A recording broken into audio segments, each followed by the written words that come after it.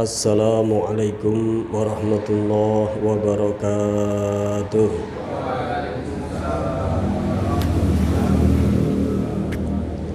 Bismillah, alhamdulillah, wassalatu wassalamu ala rasulillah Sayyidina wa maulana Muhammad ibn Abdullah wa ala alihi wa sahbihi wa man walah, wa la hawla wa la quwwata illa billah. Subhanaka la ilma lana illa ma 'allamtana innaka antal alimul hakim. Rabbi shrah li sadri wa yassir li amri wahlul 'uqdatam min lisani yafqahu qawli wasaddid lisani wahdi qalbi bihaqqi nabika Muhammadin sallallahu alaihi wasallam. Amma ba'du. Sedayanipun para hadirin jamaah Masjid Al-Khazmar ingkang dipun mulyakaken dening Allah Subhanahu wa taala. Alhamdulillah saged bertemu kembali dalam kajian rutin kitab Riyadhus Shalihin. Dan insyaallah pada kesempatan kali ini tema yang akan kita kaji yaitu masalah seputar haji, gitu ya. Jadi insyaallah haji ini, karena ini sudah mendekati bulan haji, jadi kita akan bahas tentang hadis atau di kitab Riyadhus Shalihin yang membahas tentang haji. Bismillahirrahmanirrahim. Nawaitu ta'alluma wa ta'lima wa tadhakkura wa tadhkira wa naf'a wal intifa'a wal ifadata wal istifadata wal hatha ala tamassuki bi kitabillahi wa sunnati rasulihi wa du'a ilal huda wa dalalah alal khair ibtiqa'a wajhillahi wa ridahu wa qurbihi wa thawabihi. Allahumma rizukna fahman nabiyyin wa hifdzal mursalin wa ilhamal malaikatil muqarrabin. Allahumma aghnina bil ilmi wa zayyina bil hilmi wa akrimna bit taqwa wa jamilna bil afiyah. Bismillahirrahmanirrahim. Kitabul Hajj. Babu fadlil hajj. Pada kesempatan yang mulia ini Al-Imam An-Nawawi, kita insyaallah akan mengkaji kitab Riyadhus Shalihin karya Al-Imam An-Nawawi tentang Kitabul Hajj, kitab yang menerangkan tentang babakan haji. Babu fadlil hajj. Bab ini menerangkan keutamaan haji, gitu ya. Bab ini menerangkan keutamaan haji. Haji itu secara bahasa yaitu al-qasdu. Ya. Al-qasd. Jadi menghendaki, menuju. Nah, itu kita ketika haji menuju Baitullah, menuju rumah Allah. Adapun secara syariat yang namanya haji itu adalah qasdul Ka'bah li adai a'malin makhsusatin, yaitu berangkat pergi menuju Ka'bah karena untuk melaksanakan amal-amal tertentu. Itu adalah haji secara syariat. Okay. Diriwayatkan bahwasanya Sayyidina Adam alaihi salatu wassalam haji 40 tahun, ya, berjalan dari Hindia menuju Mekah itu selama 40 tahun, gitu ya. Sayyidina Adam alaihi salam, padahal Sayyidina Adam ini orangnya gede, tapi walaupun gede itu haji dari Hindia sampai ke Mekah 40 tahun. Waruya anna Adam alaihi salatu wassalam hajja arba'ina sanah minal Hindi masyan, jalan kaki dari Hindia menuju Makkah 40 tahun Sayyidina Adam alaihi salam, itu ya. Dan di situ nanti pada kisahnya itu di situ nanti ketemu dengan Sayyidah Hawa, itu ya. Ketemunya dengan Sayyidah Hawa itu di Mekah, ya, di apa namanya di Rahmah, ya, di Arafah, ya, ketemunya di Arafah, artinya di daerah Mekah. Wa ana Jibril qala innal malaikata kanu yatufuna qablaka bihadzal bait sab'ata alafin sanah.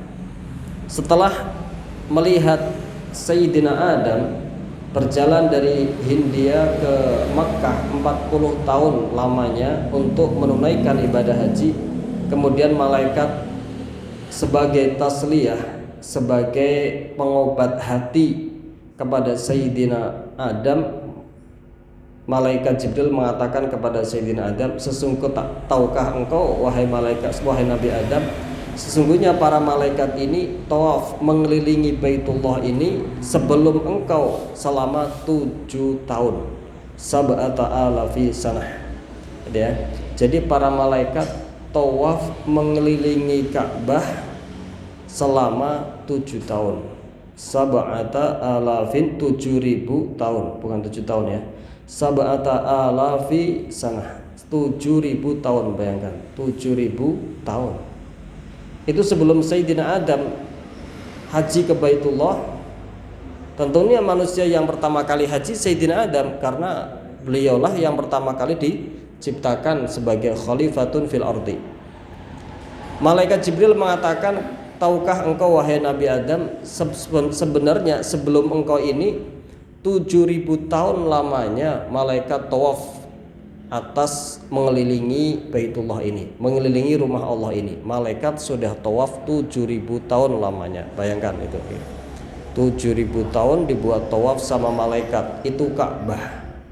Jadi tidak sama sekali kita itu tidak menyembah Ka'bah. Orang non muslim karena maklum, karena tidak mempelajari Islam, namanya tidak tahu, dikiranya kita sama menyembah batu. Tidak sama sekali. Itu hanya sekedar seperti tempat yang ditunjuk oleh Allah untuk sebagai kiblat umat Islam di dalam beribadah. Itu begitu. Nggih. Wa qala Ishaq lam yab'atillahu nabiyyan ba'da Ibrahim illa hajja. Berkata Imam Ibn Ishaq bahwasanya Allah tidak mengutus seorang nabi pun setelah Nabi Ibrahim kecuali pasti menunaikan ibadah haji.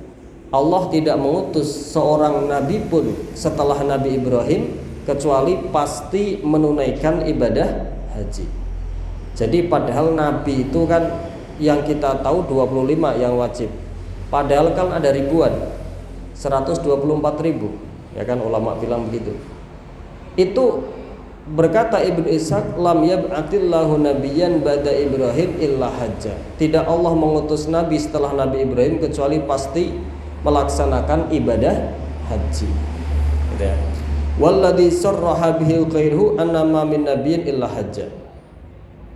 Ulama yang lain setelah Imam Ibnu Ishaq mengatakan tidak ada seorang nabi pun kecuali pasti haji ke Baitullah. Gitu ya. Tidak ada seorang nabi pun pasti kecuali haji ke Baitullah. Jadi kita haji itu tidak hanya sekedar menunaikan fardunya toh, tapi banyak sekali keberkahan yang ada di situ. Karena tidak seorang nabi kecuali pernah haji di Baitullah. Berarti kita akan mendapat keberkahan kalau kita punya keyakinan di hati kita. Berarti kita kan kalau meyakini kita mendapat keberkahan daripada orang-orang solihin yang terdahulu, ya kan?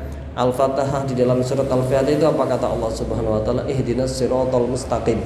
Ya Allah, kita di dalam sholat selalu minta kepada Allah, ihdi, tunjukkanlah ya Allah, ihdina kami as-siratal mustaqim, jalan yang lurus, siratal ladzina an'amta alaihim, yaitu jalannya orang-orang yang engkau beri nikmat, yaitu mereka para anbiya war rusul, gitu ya. Kita bisa niat begitu, bisa niat dengan haji ke Baitullah yang mana tidak ada seorang nabi kecuali pasti haji. Kita harapannya bisa mendapatkan jalan yang pernah dilewati, pernah dipilih oleh orang-orang yang mendapatkan nikmat dari Allah, yaitu para anbiya dan rasul. Itu guys. Haji itu hukumnya adalah wajib. Wajibnya satu umur sekali. Seumur hidup sekali. Apakah umroh wajib? Umroh juga wajib. Wajibnya juga seumur hidup sekali. Dalam kitab Alfiyah Zubair dikatakan al-hajju fardun wa kadzakal umrah lam yajiba fil umri ghairu marrah. Itu ya, Alfiyah Zubair mengatakan al-hajju fardun wa kadzakal umrah lam yajiba fil umri ghairu marrah. Haji itu hukumnya wajib, begitu juga umroh. Tidak wajib keduanya di dalam seumur hidup kecuali sekali. Jadi umroh niku hukumnya wajib. Tidak umroh itu sunnah, tidak. Sama kayak haji. Mau kalau haji wajibnya bil ijma. Kalau umroh wajibnya alal adhar, menurut pendapat yang adhar. Menurut pendapatnya Imam Nawawi yang adhar, itu umroh wajib. Tapi kalau haji wajibnya bil ijma. Tapi kedua-duanya sama-sama wajib seumur hidup satu kali. Berkata Imam Ibn Ruslan, al-hajju fardun wa kadzakal umroh lam yajiba fil umri ghaira marrah. Haji itu hukumnya wajib, begitu juga umroh. Keduanya tidak wajib dalam seumur hidupnya kecuali satu kali. Ulama mensyarahi wajibnya haji artinya bil ijma, wajibnya umroh artinya menurut pendapat yang adhar. Selama ini kita memahami kayaknya agak kurang pas. Dipikirnya yang wajib haji toh. Sama-sama wajibnya seumur hidup sekali. Baru kalau kita sudah pernah umroh yang kedua sudah sunnah. Baru ketika kita sudah haji yang berikutnya sudah tidak haji wajib. Tapi haji itu walaupun sudah tidak haji wajib, kalau sudah masuk harus diselesaikan. Itu ya haji. Kalau puasa sunnah kan walaupun kita sudah puasa di pertengahan kita nggak kuat membatalkannya boleh kalau puasa sunnah. Nah itu kalau haji beda. Haji itu penguat jalan. Jadi semua ibadah fardu itu kalau sudah masuk nggak boleh dibatalkan tanpa udzur. Salat, Allahu Akbar. Salat 5 waktu ini tanpa udzur dibatalkan. Betul angsa loh. Semua ibadah fardu kalau sudah masuk di dalam ibadah tanpa udzur nggak boleh dibatalkan sengaja tanpa udzur. Kalau yang sunnah baru boleh, kecuali haji yang setelah dia haji yang kesekian kali. Walaupun yang wajib yang pertama, hajinya dia yang kedua, yang ketiga, kalau sudah terlanjur masuk tetap hukumnya tidak boleh dibatalkan. Tapi kalau selain itu ibadah fardu itu kalau sudah masuk tidak boleh dibatalkan. Kalau ibadah sunnah walaupun sudah masuk boleh dibatalkan selain itu. Contoh ketika sedang sholat Allahu Akbar, sholatnya apa? Sholat fardu, ibunya manggil, sudah sepuh dipanggil, apa kita suruh membatalkan sholatnya? Gak boleh. Tapi kita disuruh mengeraskan bacaannya karena sholatnya adalah sholat fardu, padahal yang manggil ibunya. Tapi kalau sholatnya sholat sunnah, Allahu Akbar sholat duha, ibunya manggil, batalkan apa teruskan? Kalau sunnah batalkan. Itu ya. Kalau wajib nggak boleh dibatalkan, tapi kita keraskan bacaannya. Kalau sunnah baru kita batalkan. Itu sholat. Allah Subhanahu wa taala di dalam masalah babakan haji itu ya, ada sebuah ayat yang menjelaskan masalah babakan haji. A'udzubillahi minasyaitonirrajim. Qul sadaqallah fattabi'u millata Ibrahim hanifan wa ma kana minal musyrikin. Inna awwala baitin wudi'a lin-nasi lalladzi bi Bakkata mubarakan wa hudal lil alamin fihi ayatum bayyinatum maqam Ibrahim. Wa man dakhalahu kana amina walillahi 'alan nasi hajjul baiti man istata'a ilaihi sabila. Wa man kafara fa innallaha ghaniyyun 'anil 'alamin. Ini diantara ayat yang ditemurunkan oleh Allah Subhanahu wa taala yang menjelaskan tentang masalah babakan haji. Di antaranya ayat ini. Allah Subhanahu wa taala berfirman, "Qul sadaqallah." Katakanlah wahai Muhammad, sadaqallahu. Benar, Allah itu Maha benar. Shadaqa benar Allah Subhanahu wa taala. Gitu ya. Fattabi'u millata Ibrahim hanifa. Perintahnya Allah, fattabi'u.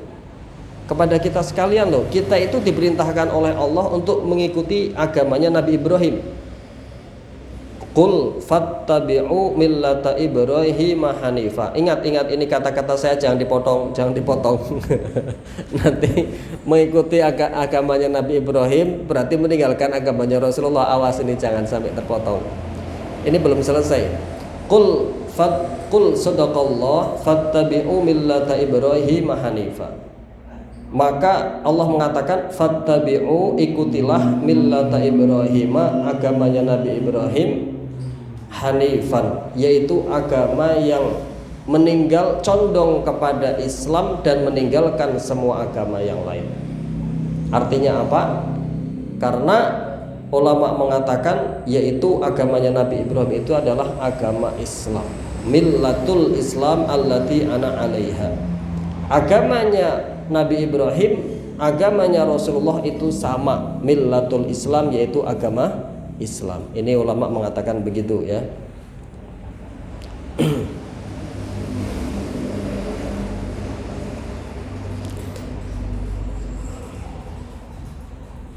Kalau tafsir Baghawi mengatakan wa inna ma da'ahum ila tiba'i millati Ibrahim li'anna fi tiba'i millati Ibrahim ittiba'uhu sallallahu alaihi wasallam. Allah memerintahkan kita mengikuti agamanya Nabi Ibrahim karena mengikuti agamanya Nabi Ibrahim berarti sama mengikuti agamanya Rasulullah sallallahu alaihi wasallam. Karena agamanya Nabi Ibrahim dan dengan Rasulullah itu sama dari segi tauhid. Baru yang berbeda nanti syariatnya. Kalau tauhidnya sama, yaitu mengesahkan Allah, iman kepada Allah Subhanahu wa taala. Itu guys. Kalau tafsir itu tadi tafsir Baghawi mengatakan karena kenapa kita diperintahkan mengikuti agamanya Nabi Ibrahim? Tafsir Baghawi mengatakan li'anna fit tiba'i millati Ibrahim ittiba'uhu sallallahu alaihi wasallam. Karena ittiba'uhu sallallahu alaihi wasallam. Karena di dalam mengikuti agamanya Nabi Ibrahim itu adalah hakikatnya mengikuti agamanya Rasulullah sallallahu alaihi wasallam. Itu tafsir Baghawi. Tafsir Khatib Asy-Syirbini mengatakan millatul Islam allati ana 'alaiha allati hiya fil asl millatu Ibrahim. Gitu ya.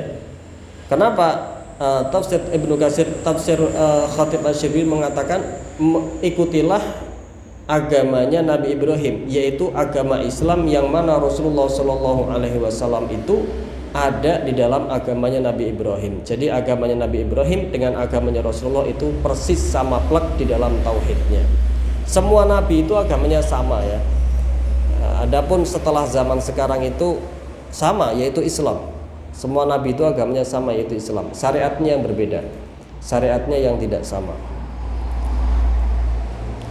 Wa ma kana minal musyrikin, dikatakan oleh Allah Subhanahu wa taala, dan tidak ada Nabi Ibrahim alaihi salam itu masuk kategori orang-orang yang musyrik. Musyrik itu artinya menyekutukan Allah.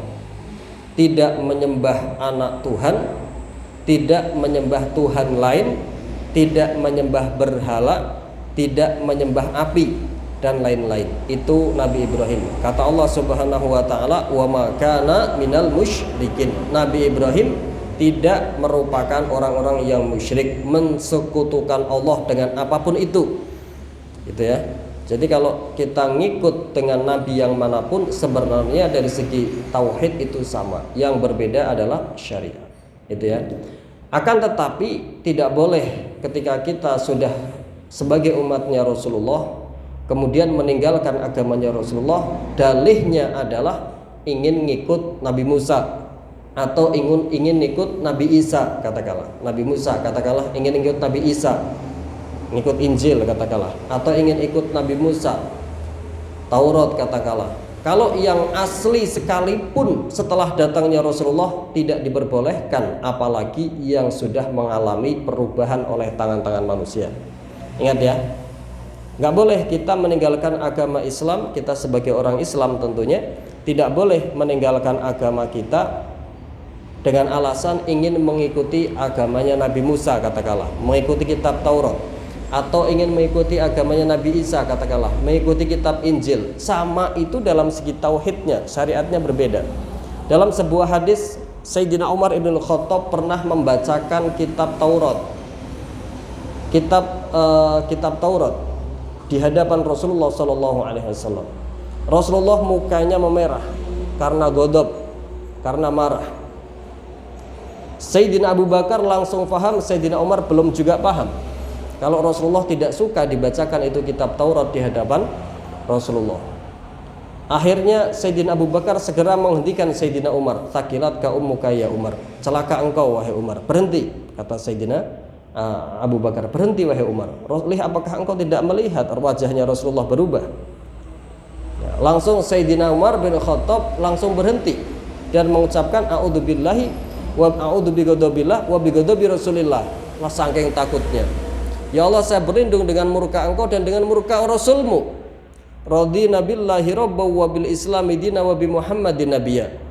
Enggak diapa-apakan, langsung sepanjang itu takutnya Sayyidina Umar. Cuma ditegur sama pernah membacakan petilan kitab Taurat di hadapan Sayyidina Nabi, baginda Nabi sallallahu alaihi wasallam, Sayyidina Umar. Mukanya baginda Nabi kelihatan berubah, tidak meridhoinya. Sayyidina Umar belum paham, Sayyidina Abu Bakar paham. Ditegur sama Sayyidina Abu Bakar, celaka engkau wahai Sayyidina Umar. Ditegur begitu toh, takutnya Sayyidina Umar minta ampun kalau sampai Rasulullah tidak ridho dengan Sayyidina Umar. Langsung a'udzu bighadabillah wa bighadabi Rasulillah.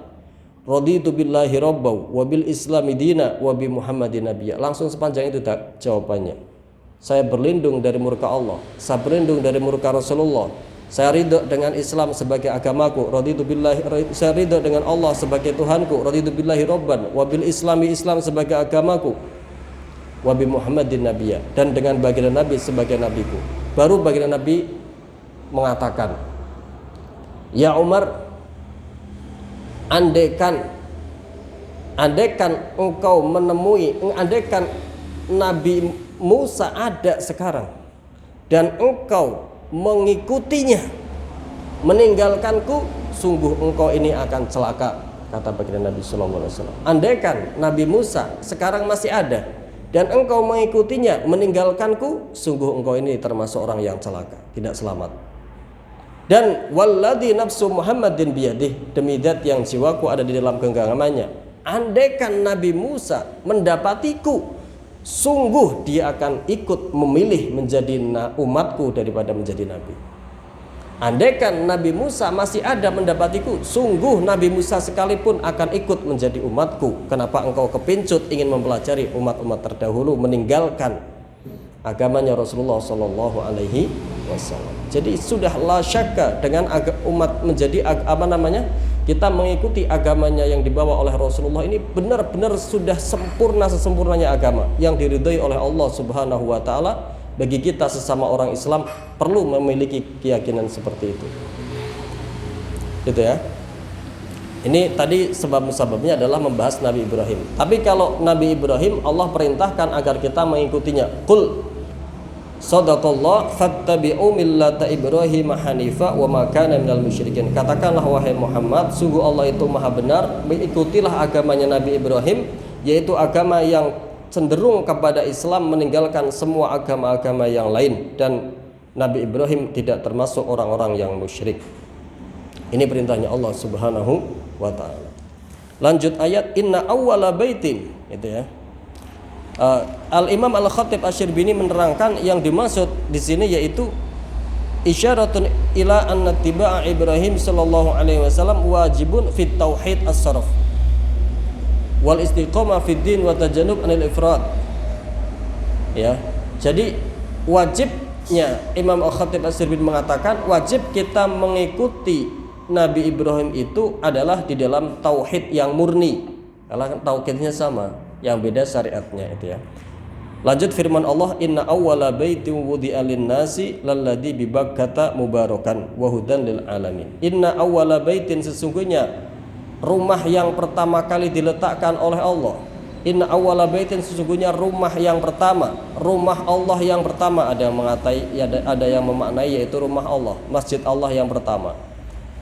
Budi'a, yang diletakkan lin-nasi untuk para manusia, yaitu lalladzi bi Bakkata, yaitu masjid yang berada di Makkah, yaitu Ka'bah.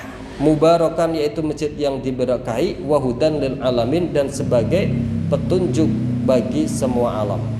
Ya. Allah mengatakan inna awwala baitin budi'a lin-nasi lalladzi bi Bakkata. Sesungguhnya pertama kali bangunan tempat ibadah, masjid yang pertama kali dibangun oleh Allah, diletakkan untuk manusia, sungguh itu adalah bangunan yang berada di Makkah, yaitu Baitullah, yaitu Ka'bah. Ini langsung jaminan dari Allah. Ini ada sebab-musababnya. Pada waktu itu orang-orang Yahudi mengatakan kalau Baitul Maqdis itu lebih utama daripada Ka'bah. Baitul Maqdis itu lebih afdal daripada Ka'bah.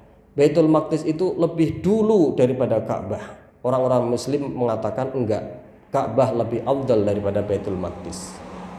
Ya, karena kalau Baitul Maqdis ya peninggalannya para nabi. Karena yang urut-urutannya kalau kita itu Mekah, yaitu Ka'bah, kemudian Masjid Nabi, kemudian Masjidil Aqsa, Baitul Maqdis. Itu ya, urut-urutannya dalam segi keutamaan. Kalau sholat 2 rakaat di Mekah, di Masjidil Haram sama dengan 100.000 rakaat. Kalau di Masjidil Nabawi 500 sama lipat kalinya 500 rakaat. Ya kan? Kalau atau 1000 rakaat. Baru kalau di Masjidil Aqsa 500 rakaat. Jadi Masjidil Aqsa itu levelnya setelah Masjid Nabawi. Begitu juga nanti ketika Dajjal keluar, yang tidak bisa diinjak oleh Dajjal adalah Mekah, Madinah, kemudian Masjid Baitul Maqdis. 3 tempat itu yang tidak bisa dilewati oleh Dajjal. Itu ya. Inna awwala baitin wudi'a lin-nasi, sesungguhnya rumah yang pertama kali, tempat ibadah yang pertama kali diletakkan oleh Allah untuk manusia itu adalah yang berada di Mekah, yaitu Ka'bah. Gitu ya. Jadi Allah menciptakan itu ya. Wa huwa awwalu baitin dhahara 'ala wajhil ma' inda khalqis sama' wal ard. Khalaqallahu ta'ala qabla al-ardi bi alfai'am. Jadi yang namanya Baitullah Mekah, Ka'bah itu Allah ciptakan sebelum penciptaan bumi 2000 tahun lamanya sebelum bumi ini diciptakan. Jadi Allah lebih dulu menciptakan Ka'bah, Baitullah 2000 tahun sebelum penciptaan bumi. Ya, ini ulama mengatakan begitu. Ya. Khalaqallahu ta'ala qabla al-ardi bi alfai'am. Ini Imam Khatib As-Sibit mengatakan khalaqahullahu ta'ala qabla al-ardi bi alfai'am. Allah menciptakan Baitullah sebelum bumi ini 2000 tahun lamanya sebelum bumi. Okay. Selanjutnya baru setelah itu Allah menciptakan Masjidil Aqsa. Wa bainahuma arba'una sanah. Setelah Allah menciptakan Baitullah 40 tahun kemudian, ya, 40 tahun kemudian atau jarak 40 tahun kemudian baru Allah menciptakan Masjidil Aqsa. Jadi sebenarnya kedua-duanya itu diciptakan oleh Allah Subhanahu wa taala. Ya, cuma versinya banyak sekali. Ada yang mengatakan setelah terjadi tufan, banjir bandang, kemudian Ka'bah itu diangkat oleh Allah dan memerintahkan Nabi Ibrahim dengan putranya untuk membangun kembali. Banyak versinya. Cuma yang jelas itu adalah pertama kali tempat ibadah yang diciptakan oleh Allah di muka bumi ini. Itu nasnya Al-Quran. Inna awwala baitin wudi'a lin-nasi lalladzi bi Bakkata mubarakan. Sesungguhnya pertama kali tempat ibadah yang diciptakan oleh Allah di muka bumi ini adalah tempat yang berada di Mekah, yaitu Baitullah, Ka'bah. Ini ya. Jadi luar biasa sekali. Mubarakan. Ka'bah ini memiliki barokah, aida barokatin, karena memiliki banyak sekali kebaikan di situ. Okay. Wahudan lil alamin, dan merupakan sebagai petunjuk bagi seluruh alam. Kenapa sebagai penunjuk? Li'annahu kiblatuhum wa muta'abbadahum. Gitu ya. Karena kiblat itu merupakan, Ka'bah itu merupakan kiblatnya, arah yang ditunjuk oleh Allah untuk semua orang mukmin di seluruh alam. Li'annahum kiblatuhum. Fihi ayatun bayyinat. Di dalam Ka'bah itu ada ayat-ayat Allah yang sangat nyata, yang sangat jelas, gitu ya. Fihi ayatun bayyinatun maqamu Ibrahim. Di situ juga ada maqamu Ibrahim. Bekas batu yang dibuat berpijak Nabi Ibrahim ketika membangun. Dan bekas batunya itu dari zaman Nabi Ibrahim sampai zamannya Rasulullah itu enggak rubah. Gitu ya. Batu yang dibuat berpijak oleh Nabi Ibrahim setelah ribuan tahun dari zaman Ibrahim sampai sekarang, sampai zaman Rasulullah tidak berubah. Sampai ketika Rasulullah dulu waktu belum diangkat menjadi nabi, ya, orang-orang kafir masih simpang siur, tidak terima, sebagian tidak iman kalau Rasulullah itu sebagai nabi. Waktu itu belum diangkat menjadi nabi. Suatu ketika ada orang yang ahli hibrah, ahli menerawang, melihat telapak kakinya Rasulullah itu, kemudian orang yang ahli menerawang tersebut mengatakan, sungguh telapak kaki ini adalah telapak kaki yang sangat mirip seplek 100% dengan telapak kaki yang ada di Ka'bah, yaitu telapak kakinya Nabi Ibrahim atau Nabi Ismail. Itu sebelum diakui sebagai nabi sudah ada orang yang bersaksi seperti itu. Ahli menerawang itu bukan paranormal seperti kita, bukan ya. Paranormal itu tingkat kebenarannya tidak seberapa. Ya level-levelan sih. Tapi kalau ahli hibrah pada zaman itu luar biasa ketinggiannya. Contohkan ya. Waktu Rasulullah itu dikejar-kejar para orang Quraisy hendak dibunuh, ngumpetnya di Gua Thur kan ya. Gua Thur itu jalan untuk menuju Gua Thur itu kurang lebih 2 jam lah. Dari bawah, bukan dari Mekah. 2 jam. Itu jalannya batu-batu, Pak. Sehingga nggak mungkin bekas kaki itu bisa dilacak niku mboten mungkin. Sekarang mawon jalannya masih bebatuan pecah-pecah terjal yang tidak ngan rapi itu mboten.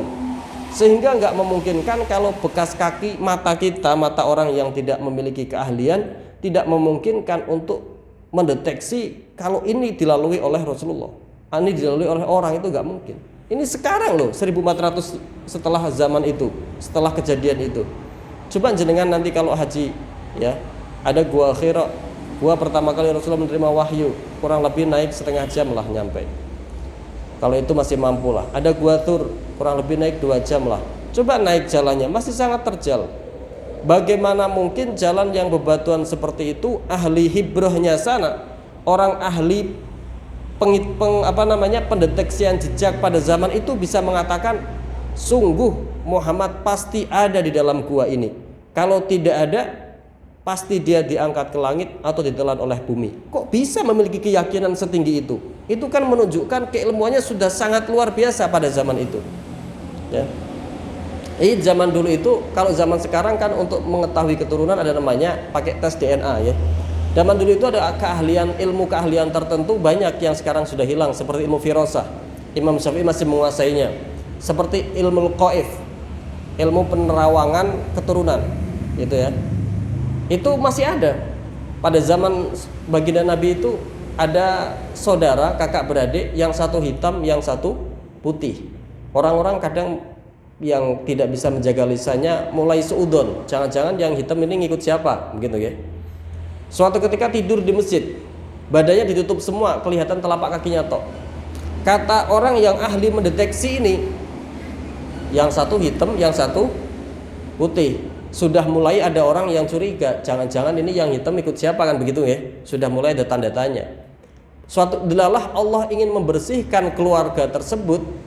Suatu ketika kakak beradik tersebut tidur di masjid, badannya ditutup semua, cuma kelihatan telapak kakinya tok.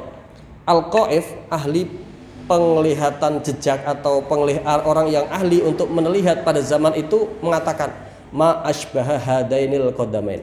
Betapa miripnya dua telapak kaki orang ini, anak ini. Padahal dibuka si sini putih, sini ireng. Itu cuma melihat telapak kakinya tok. Langsung orang percaya, oh itu benar-benar. Begitulah orang pada zaman itu ada yang memiliki keahlian yang luar biasa setinggi itu ya. Adanya banyak ilmu yang sudah mulai tidak ada penerusnya atau tidak ada lagi zaman sekarang. Nah, itu apa namanya?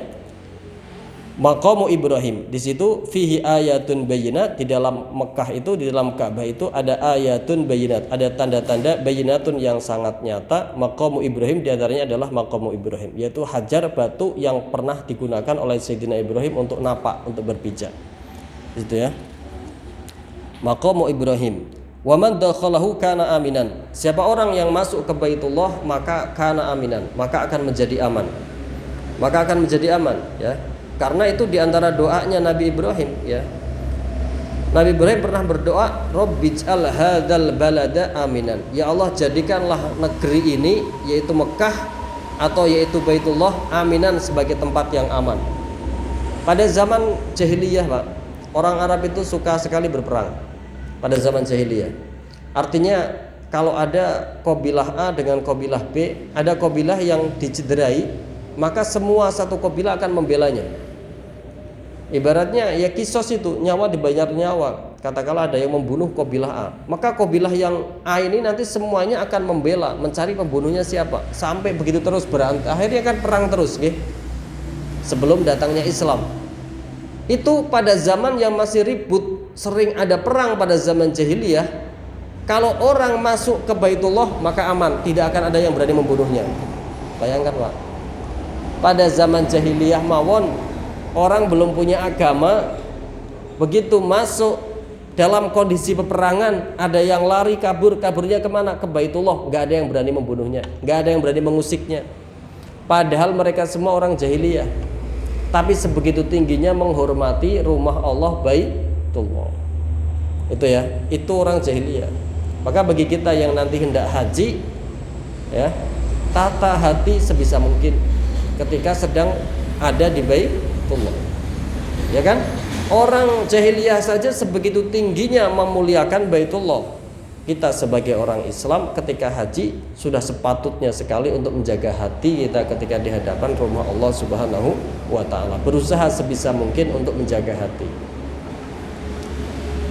Walillahi 'alan nasi hijjul baiti man istata'a ilaihi sabila. Lanjut kemudian firman-Nya Allah, walillahi 'alan nasi hijjul baiti man istata'a ilaihi sabila. Walillahi, dan itu untuk Allah, 'alan nasi, wajib atas para manusia, hijjul baiti, utawi atau haji ke rumah Allah, yaitu ke Ka'bah. Yaitu siapa? Man istata'a ilaihi sabila, yaitu orang-orang yang mampu ilaihi ke Baitullah sabilan, yang mampu jalannya. Wa man kafara fa innallaha ghaniyyun 'anil alamin. Siapa yang mengingkari dengan firman Allah ini, siapa yang mengingkari dengan haji ke Baitullah, fa innallaha ghaniyyun 'anil alamin. Sesungguhnya Allah itu maha kaya, tidak membutuhkan kalian. Tidak membutuhkan kalian. Imam Baidawi mengatakan wudi'a man kafara maudi'a man lam yahuj ta'kidan liwujubihi wa taghlidan ala tarikihi. Imam Baidawi mengatakan Allah meletakkan orang yang kafir dengan ayat ini sebagai diletakkan sama seperti orang yang maudi'a man lam yahuj. Artinya orang yang tidak haji padahal dia mampu, seolah-olah dia kena masuk dalam kategori ancaman kalimat kafir ini. Seolah-olah begitu orang yang tidak haji. Tapi ini pendapatnya Imam Baidawi. Emang alasannya Baidawi, walidzalika qala, oleh sebab itu Rasulullah pernah mengatakan man mata walam yahuj falyamut insya'a yahudiyan aw nasraniyan. Karena di sini siapa orang yang meninggal sementara belum haji dan mampu, fal yamut insya'a yahudiyan aw nasraniyan, maka hendaklah dia mati kalau mau ya Yahudi, kalau mau ya Nasrani, keluar dari Islam berarti. Tapi ini terlalu ekstrim lah ya. Kalau secara fikihnya tidak. Fikihnya ya ketika orang meninggal dia mampu tidak haji, ya dosa gitu loh. Tidak sampai kena hukum kafir. Ini kan ibaratnya pendapat sebagian ulama. Kalau ini terlalu ekstrim ya. Secara fikih cuma dosa karena meninggalkan kewajiban. Itu pun kalau sudah mampu. Ya gitu kan, karena perintahnya Allah manis tato'a ilaihi sabila, yaitu orang yang mampu jalannya untuk haji ke Baitullah.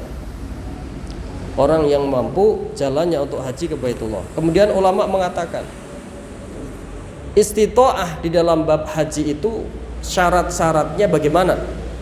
Ini kan kita perlu merujuk kepada kitab fikih. Kalau Al-Qur'annya begini, walillahi 'alan nasi hijjul baiti man istata'a ilaihi sabila. Untuk Allah, bagi para manusia itu supaya melakukan ibadah haji, yaitu orang-orang yang mampu menunaikannya. Nah, berarti sebenarnya kita semua ini kena perintah untuk menunaikan ibadah haji. Cuma kita tergantung di dalam apa? Man istata'a ilaihi sabila. Kita masuk napa mboten dalam kategori istito'ah, mampu untuk menunaikan ibadah haji. Nah, ulama kemudian membahas mampu dalam kategori ibadah, mampu menunaikan ibadah haji ini ada syarat-syaratnya. Yang pertama oleh fuqaha disebutkan wujuduz zat wa au'iyatihi wa mu'natu dhahabihi wa iyabihi. Adanya biaya untuk bekal untuk berangkat dan sampai pulangnya. Nah, itu yang pertama. Kita punya bekal untuk selama makan di perjalanan dan selama haji, juga kita punya biaya untuk berangkat dan pulangnya. Nah, sekarang kita punya apa enggak? Kembalinya ke situ. Kalau enggak, ya berarti kita enggak masuk kategori yang mampu. Kalau mampu, berarti sebenarnya kita masuk perintah tadi, walillahi 'alan nasi hijjul baiti. Wajib bagi para manusia untuk Allah untuk menunaikan ibadah haji. Mau ada tambahan, man istata'a ilaihi sabila, yaitu orang-orang yang mampu. Syarat mampu yang pertama fuqaha menerangkan yaitu dia memiliki kadar kecukupan harta untuk perbekalan makan selama di sana, selama perjalanan, untuk biaya transportasi berangkat sampai pulangnya. Itu syaratnya ya. Nah, kalau sekarang di Indonesia ada syarat tambahan. Kalau ini kan cuma biaya untuk makan, berangkat di sana sampai pulang sama biaya transportnya. Kalau zaman sekarang ada tambahan biaya oleh-oleh, lebih gede lagi. Kalau sekarang ada tambahannya. Yang kedua, wujudur rahilah liman bainahu wa baina Makkah marhalatani. Adanya transportasi bagi orang yang jaraknya antara dia dengan Mekah lebih 2 marhalah atau lebih. Jaraknya dia ke Mekah ada 87 kilo, ada 85 kilo atau 90 kilo. Berarti bagi dia orang yang seperti ini ada syarat adanya transportasi.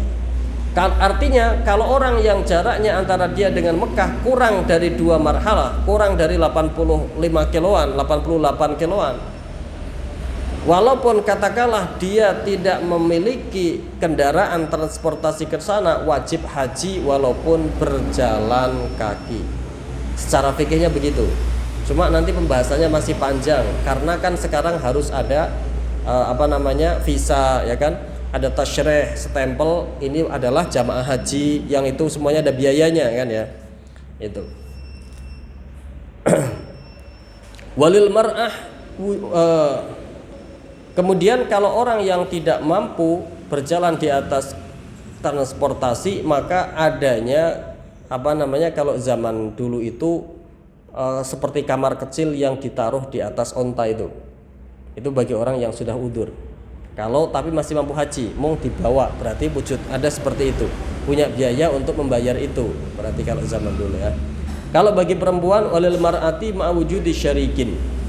Kalau perempuan wajibnya ada tambahannya lagi, di samping tadi ada tambahan, ada syarik, ada orang yang menemani daripada mahramnya, ya, daripada mahramnya atau suaminya atau perempuan-perempuan yang thiqat, perempuan banyak yang bisa dipercaya. Ini kalau perempuan mau haji tanpa suaminya, ada perlu temannya yang thiqat, yang bisa dipercaya. Ada perempuan-perempuan lain yang juga haji satu rombongan yang bisa dipercaya.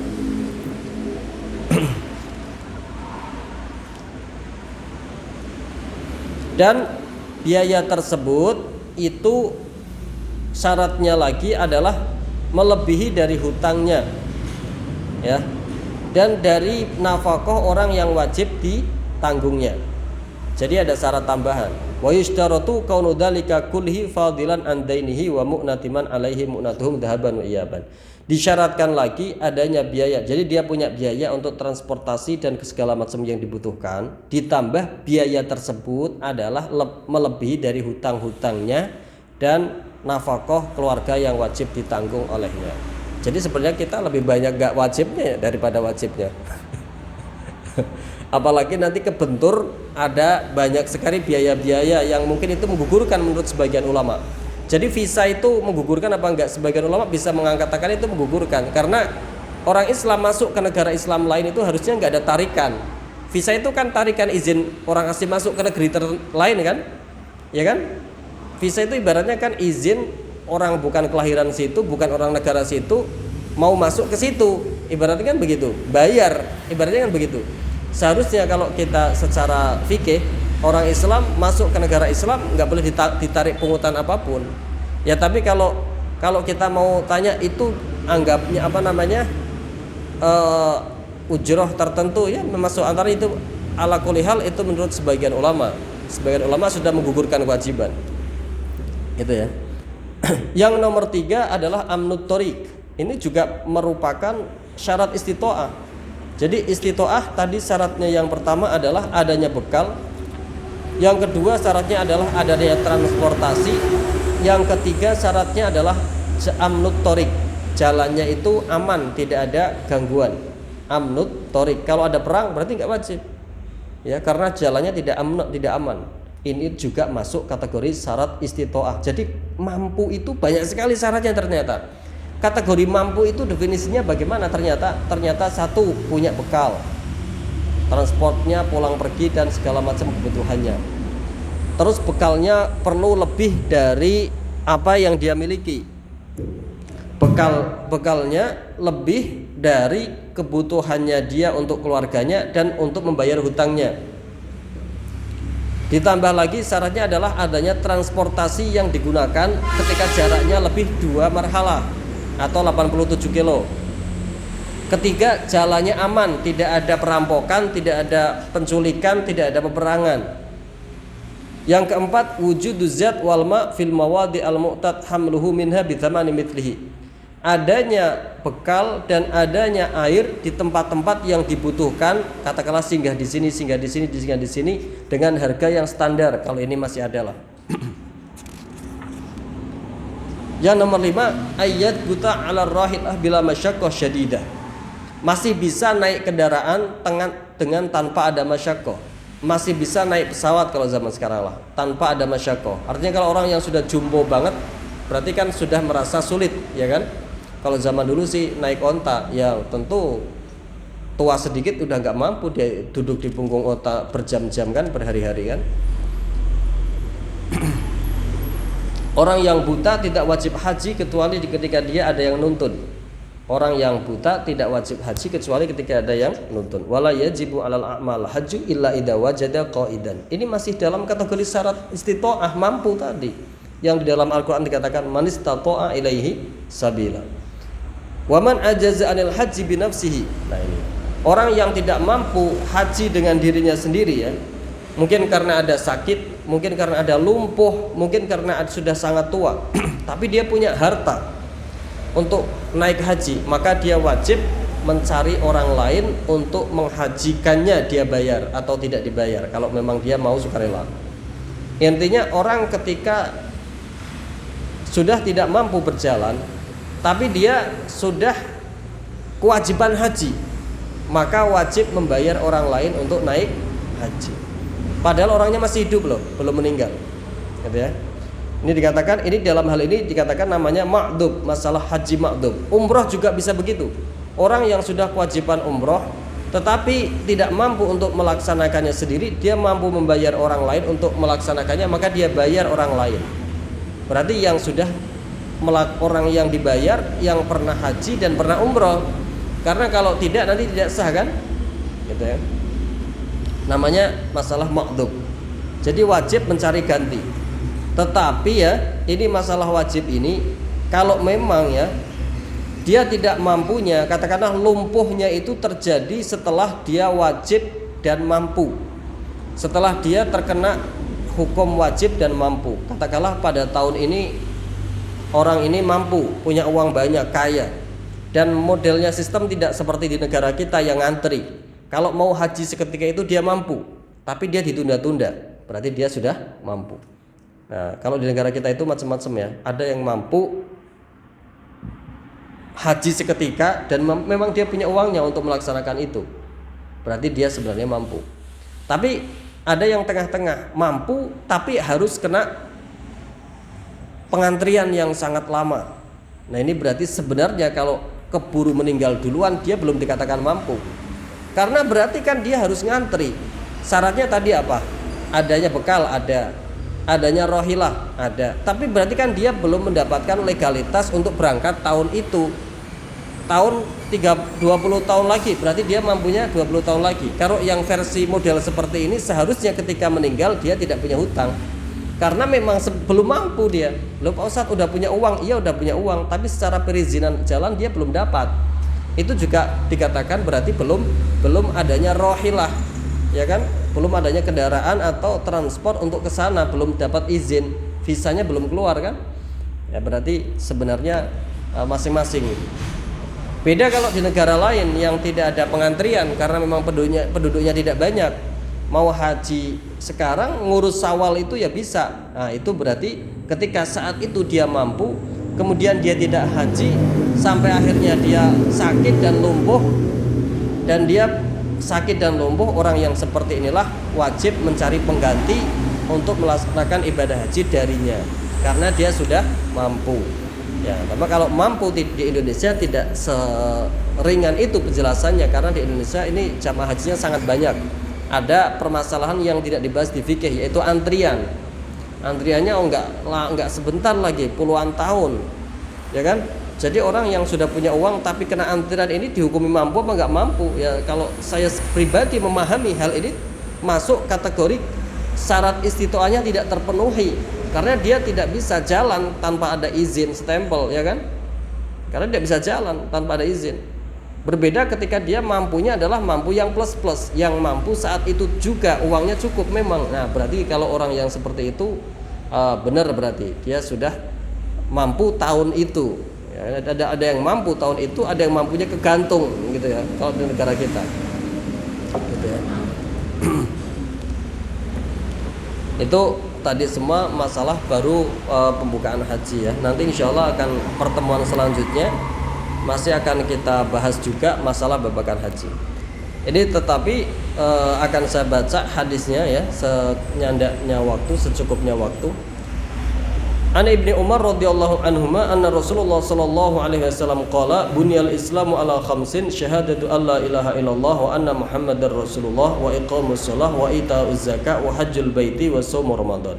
Dalam sebuah hadis Imam Nawawi mengangkat dari Ibnu Umar radhiyallahu anhuma anna Rasulullah, bahwasanya baginda Nabi sallallahu alaihi wasallam pernah bersabda, bunyal islamu ala khamsin, agama Islam itu dibangun atas 5 dasar, 5 pondasi. Yang pertama syahadatu alla ilaha illallah, yaitu mengucapkan syahadat la ilaha illallah wa anna muhammadar rasulullah. Asyhadu alla ilaha illallah wa asyhadu anna muhammadar rasulullah. Asyhadu, saya bersaksi, an, sesungguhnya kelakuan, la ilaha, tidak ada Tuhan, tidak ada pangeran yang hak disembah itu mawjud, illallahu, kecuali Allah. Wa anna muhammadan, dan saya bersaksi bahwasanya baginda Nabi Muhammad Rasulullahi itu utusannya Allah. Nyekseni sapa ingsun, ngiyakini sapa ingsun bahwasanya baginda Nabi Muhammad itu adalah utusannya Allah. Ini yang pertama. Wa iqamus shalah, yang kedua adalah mendirikan salat. Ini pondasi yang kedua, mendirikan salat. Wa itauz zakati, yang nomor 3 yaitu membayar zakat bagi yang orang-orang terkena perkara zakat. Ya, punya perdagangan, punya binatang ternak, punya emas, ya kan, atau zakat fitrah, semuanya terkena yang punya uang, ya kan, itu membayar zakat. Wa hajjul baiti, dan haji ke rumah Allah, tapi manis tato'a ilaihi sabila, yaitu orang yang mampu. Syaratnya mampu tadi banyak banget, itu belum tak habiskan syarat-syaratnya mampu tadi, tak bahas sebagian, ya separuhan mungkin, gitu ya. Wa hajjul baiti, dan haji bagi yang mampu. Wa shaumu Ramadan, dan puasa Ramadan, muttafaqun alaih. Ini hadis yang pertama yang dikatakan, yang diangkat oleh Imam Nawawi di dalam kitab ini. Hadis yang selanjutnya, wa an Abi Hurairah radhiyallahu anhu qala khatabana Rasulullah sallallahu alaihi wasallam faqala ya ayyuhan nas innallaha qad farada alaikumul hajja fahujju. Hadis yang kedua yang diangkat oleh Imam Nawawi diriwayatkan dari sahabat Abi Hurairah radhiyallahu anhu qala, berkata Sayyidina Hurairah, khatabana Rasulullah sallallahu alaihi wasallam, Rasulullah berkhutbah untuk kita sekalian. Faqala, kemudian bersabda baginda Nabi, ya ayyuhan nas, wahai para manusia, innallaha qad farada alaikum al-hajja fahujju, sesungguhnya Allah itu telah mewajibkan atas kalian semua haji, maka berhajilah. Maka hajilah, maka tunaikanlah haji. Sesungguhnya Allah itu telah mewajibkan atas kalian semua haji, maka tunaikanlah. Mana kata wajib? Itu ayat tadi, itu ayat perintah itu. Ya, walillahi 'alan nasi hijjul baiti man istata'a ilaihi sabila. Ini loh ayat ini, itu ayat ini adalah ayat kewajiban kita semua umat Islam untuk menunaikan ibadah haji.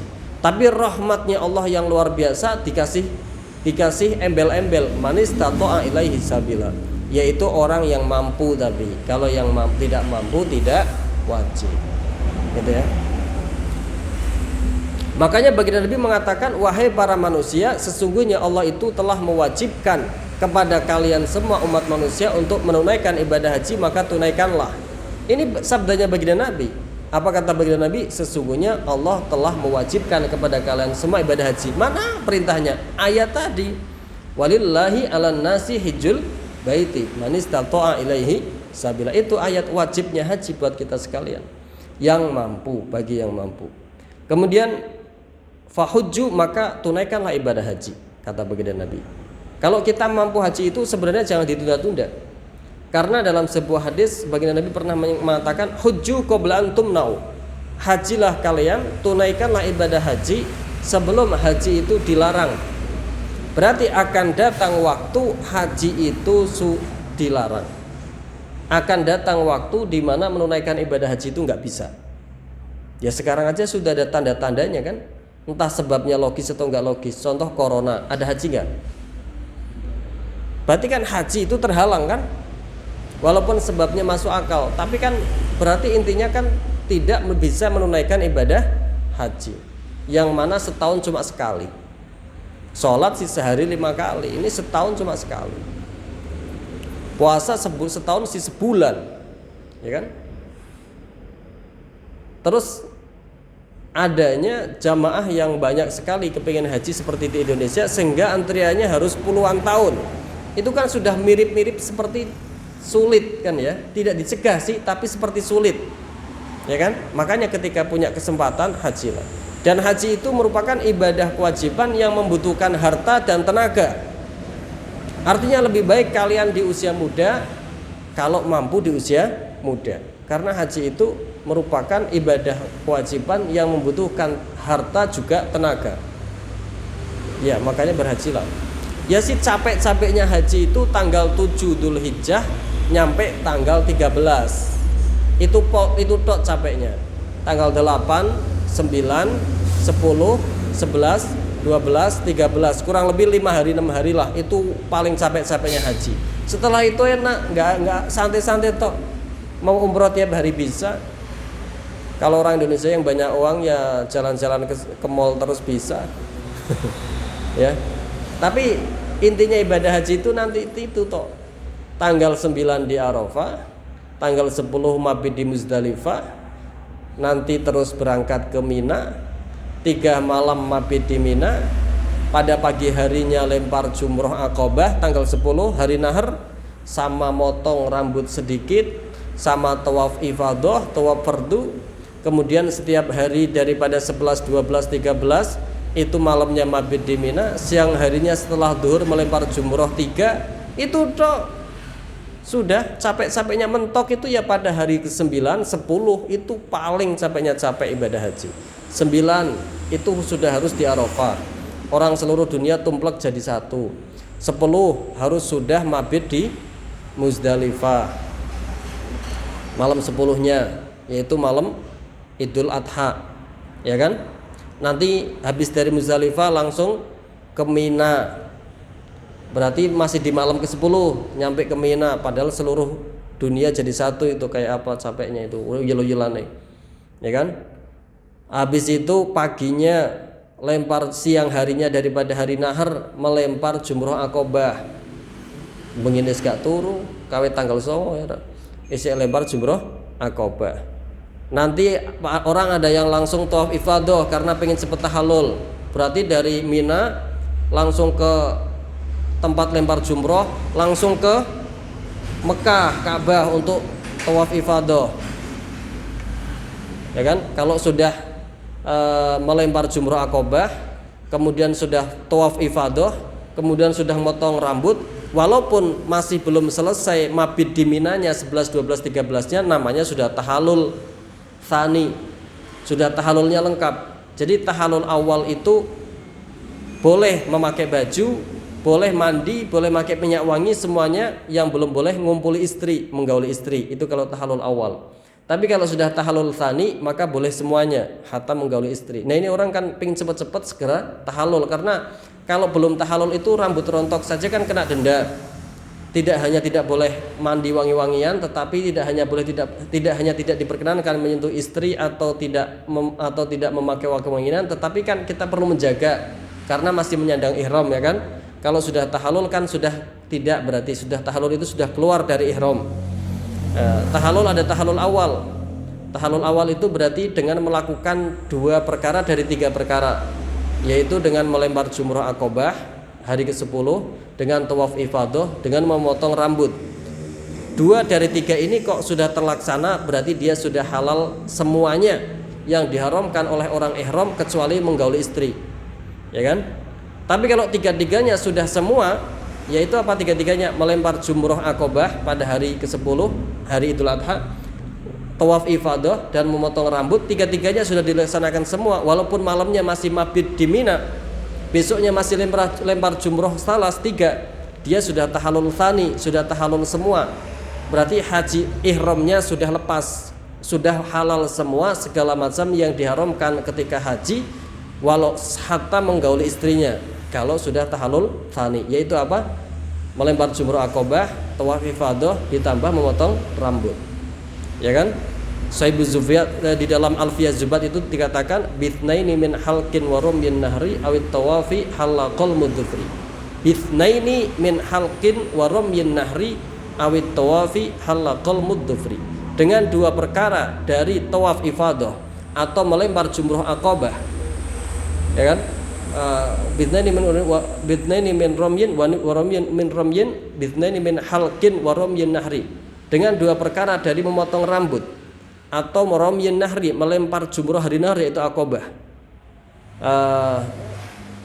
awit tawafi atau tawaf ifadah halaqal mudhufri, maka sudah halal memotong kuku. Artinya semua yang diharamkan sebab ihram menjadi halal kalau sudah melaksanakan 2 dari 3 perkara tersebut, disebut tahallul awal. Tapi kalau 3-3-nya sudah terlaksana namanya tahallul tsani. Kalau sudah tahallul tsani semuanya halal, tidak ada yang diharamkan. Monggo baru kalau mau tabarukan nikah di sana setelah tahallul tsani, setelah tahallul yang kedua itu ya. Nah ini orang rata-rata pada hari ke-10 ini pingin cepet tahallul tsani, jadi satu hari itu dilaksanakan semua.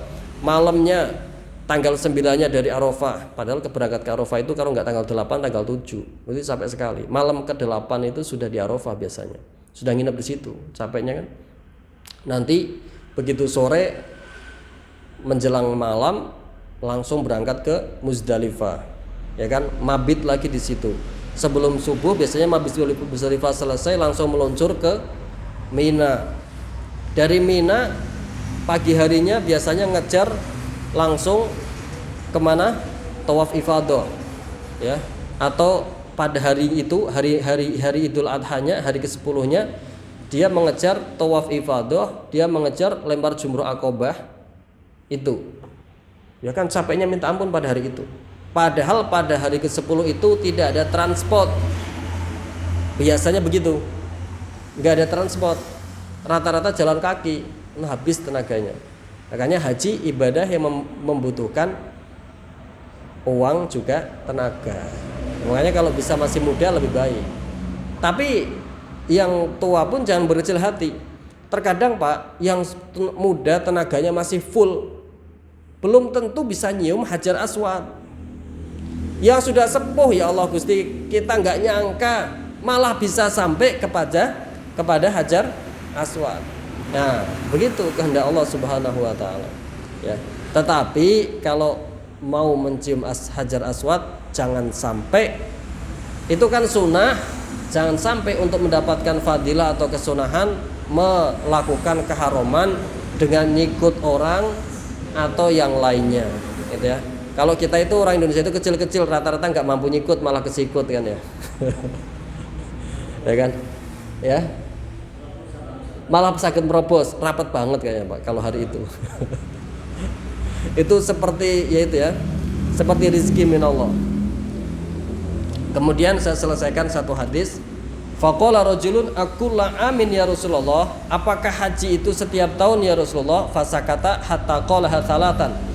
Seorang laki-laki tadi sampai nanya kepada Rasulullah 3 kali, ya Rasulullah apakah haji yang engkau wajibkan itu 3 kali setiap tahunnya? Dia nanya begitu 3 kali. Ya Rasulullah apakah setiap tahun kita haji? Ya Rasulullah apakah setiap tahun kita melaksanakan haji? 3 kali nanya begitu sama Rasulullah. Rasulullah tidak jawab. Karena kalau Rasulullah jawab iya menjadi wajib. Fasakata Rasulullah sallallahu alaihi wasallam hatta qala thalasan. Faqala Rasulullah sallallahu alaihi wasallam, "Lau qultu na'am la wajabat." Baginda Nabi kemudian melanjutkan, saya diam. Kamu bertanya sampai 3 kali, saya diam. Karena kalau saya jawab maka akan menjadi wajib tiap tahun. Kayak apa beratnya kalau wajib tiap tahun? Itu loh diantara buktinya lagi betapa rahmatnya Rasulullah kepada kita itu tak terbatas. Membayangkan Rasulullah andai kan haji itu wajibnya tiap tahun Pak, kayak apa coba Pak? Kita di Indonesia ini Rasulullah belum tahu kalau di Indonesia itu bakalan, maksudnya pada zaman itu belum ada negeri manapun yang hajinya itu ngantri kan ya. Baru sekarang ketemu haji itu ngantri sampai 20 tahun, 30 tahun. Coba kalau wajib tiap tahun. Udah kan bisa memberatkan sekali kepada umatnya Rasulullah SAW. Diam Rasulullah. Kata Rasulullah, "Lau qultu na'am la wajabat." Andai kata aku jawab iya, maka akan menjadi wajib tiap tahun. Wala mastata'tum. Saya tidak jawab, tetapi wala mastata'tum. Semampunya kalian, jawabnya Rasulullah. Wala mastata'tum, tapi semampunya kalian, kata Rasulullah. Kemudian Rasulullah memberi didikan kepada orang yang nanya sampai 3 kali tadi. Tsumma qala daruni ma taraktukum. Wahai sahabatku, tinggalkan, terima saja apa yang saya katakan, jangan engkau tanya-tanya lagi. Kalau saya mengatakan begitu sudah diterima, jangan saya tanya-tanya lagi. Apa yang saya katakan itu adalah syariat dari Allah Subhanahu wa taala, tidak saya ngarang, tidak ditawar-tawar, tidak dikurangi, tidak dilebihi. Kata Rasulullah SAW, "Daruni ma taraktukum." Udah tinggalkan aja apa yang saya berikan kepada kamu, ambillah. Karena Rasulullah itu tidak menyampaikan apapun kecuali itu syariat dari Allah. Allah Subhanahu wa taala yang membersihkan Rasulullah. Wa ma yantiqu 'anil hawa in huwa illa wahyun yuha. Baginda Nabi tidak pernah mengatakan apapun dari hawa nafsunya. In huwa illa wahyun yuha. Tidak lain apa yang disampaikan adalah wahyu dari Allah Subhanahu wa taala. Maka apa yang saya berikan kepadamu ambillah, sudah, jangan banyak ditanya-tanya terus, nanti malah jadi berat kamu. Ya gitu kata Rasulullah. Diingatkan begitu ya. Kemudian fa inna ma halaka man kana qablakum bikathrati su'alihim wa ikhtilafihim ala anbiya'ihim. Wa ikhtilafihim ala anbiya'ihim. Lanjut Rasulullah menjelaskan, sesungguhnya umat-umat terdahulu itu banyak yang binasa karena mereka terlalu banyak mendikte, nanya-nanya terus kepada nabi-nabinya, padahal mereka tidak mampu melaksanakannya, dan mereka banyak sekali berselisih atau tidak melaksanakan perintah nabinya. Ya kan, contohnya umatnya Nabi Musa disuruh nyembelih sapi aja masih perintah sapi yang bagaimana, yang begini. Tanya lagi sapinya yang bagaimana lagi, masih besar. Akhirnya nggak ketemu sapi kecuali sapi yang harganya kulitnya itu setara dengan harga emas sewadah kulitnya, Pak. Coba waktu diperintah Nabi Musa langsung cari sapi, sudah sapi standar itu sudah memenuhi syarat. Gara-gara nanya-nanya terus akhirnya nggak, sapi yang disifati Nabi Musa seizin Allah adalah sapi yang tidak ada di dunia kecuali satu itu, dan ketika minta dibeli, pembelinya mau memintanya dibayar dengan senilai emas seberat timbangan kulitnya, sepenuh wadah kulitnya, bukan timbangan kulitnya, sepenuh wadah kulitnya. Kulit sapi gede, Pak. Kalau diisi emas itu muat 1 son, ini muat kalau Pak. Itu 1 son ini emas ini kalau diuangkan pinten nih, Pak? 1 ton sudah kan? Kalau diuang ya nggak bisa bayar akhirnya. Itulah fa inama halaka man, apa kata Rasulullah, fa inama halaka man kana qablakum bi kathrati su'alihim wa ikhtilafihim ala anbiya'ihim. Sesungguhnya umat-umat terdahulu itu banyak yang celaka, terjerumus ke neraka karena terlalu banyak nanya-nanya sama perintahnya Rasulnya, nabinya, dan mereka banyak tidak melaksanakan perintahnya. Kebanyakan nanya. Kalau nabinya bilang ya sudah laksanakan, karena yang dikatakan oleh nabi itu syariat dari Allah Subhanahu wa taala. Gitu ya. Ini negur salah sahabat yang nanya tadi sampai 3 kali. Sudah, terima aja, laksanakan aja. Seandainya kata saya bilang iya, maka sungguh haji itu akan wajib tiap tahun. Tapi saya sengaja diam supaya tidak wajib tiap tahun. Wajibnya bagi yang mampu saja. Lanjut baginda Nabi melanjutkan, fa idza amartukum bi syai'in fa'tu minhu mastata'tum wa idza nahaitukum anhu an syai'in fad'u. Baginda Nabi melanjutkan, ketika saya perintahkan sesuatu kepada kalian wahai umatku, maka lakukanlah semampumu. Ini hal penting.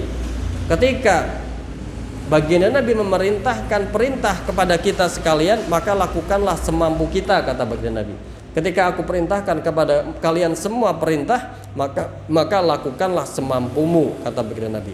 Tapi wa idza nahaitukum an syai'in fantahu aw fada'u.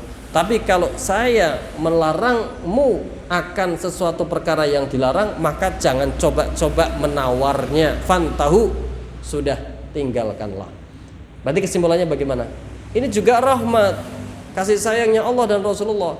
Kalau kita diperintah sesuatu, kita kewajiban melakukannya semampunya tok. Ya kan? Coba kita ditaklif. Sholat itu satu hari satu malam harus 50 kali, nggak bakalan mampu. Nggak masa bodoh mampu, nggak mampu. Pokoknya harus mampu. Kan berapa? Haji harus tiap tahun. Mungkin nggak mungkin, pokoknya harus tiap tahun. Kan berat sekali. Tapi Rasulullah tidak begitu syariatnya. Ketika kita diperintahkan sesuatu, lakukan semampumu. Diperintahkan sholat sambil berdiri, tidak mampu, boleh sambil duduk.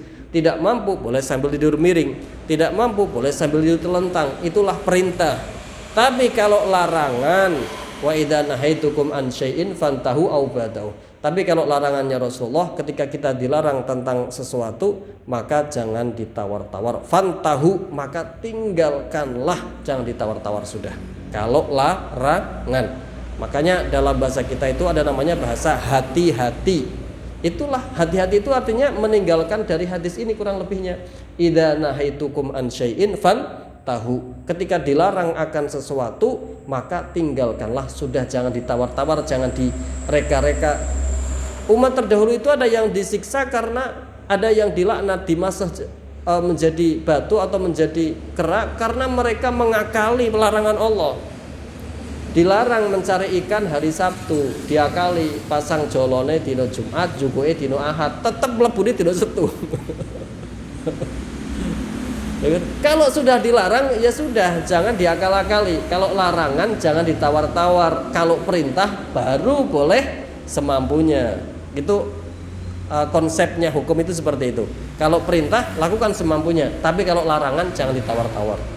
Itu kata Rasulullah sallallahu alaihi wasallam. Idza amartukum bi syai'in fa'tu mastata'tum, idza nahaitukum anhu fantahu. Kalau saya perintahkan lakukan semampunya, kalau saya larang maka tinggalkanlah, titik. Begitu kata Rasulullah sallallahu alaihi wasallam. Maka teman-teman ingkang saged kula aturaken mudah-mudahan bermanfaat. Walafu minkum, wassalamu alaikum warahmatullahi wabarakatuh.